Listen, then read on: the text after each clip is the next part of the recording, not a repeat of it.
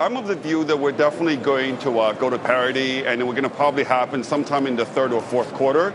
And I think I must also add, yes, if the Fed were to hike rates, that obviously is going to help our forecast. But even if the Fed doesn't hike rates, we think euro is going to parity anyway. And this having to do with basically China, because what we need to recognize is that China's slowdown is very bearish for the euro versus the US dollar. Think about it. German export to China is 3% of German GDP versus US export to China less than 1% of US GDP. So from that point of view, there's no question that a China slowdown is going to have a much bigger negative impact on the eurozone than on the US. Yes, I think they can. I think we need to remember on financial markets, money goes where it's treated best.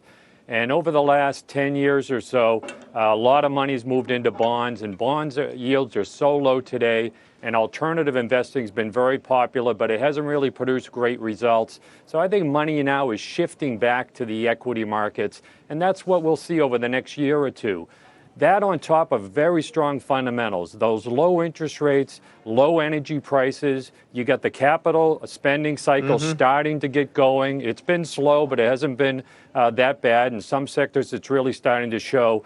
Is a really positive situation for the market. So we think you can get to 2375 on the S&P 500, 20,000 on the Dow. I think is achievable in the next 12 months. Goldman ruined my morning because I think all of us analysts in the analyst community, we got that entirely wrong. We had no idea that the litigation costs were going to be that high, which leads to the next sort of issue that we have is why are they that high? Why are they so much higher than the other banks? Is there another shoe to fall?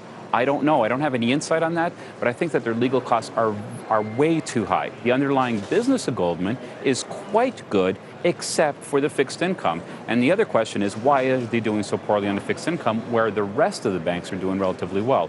I think they might have some relationship issues within the fixed income department of Goldman, and we're going to have to look more deeply into it.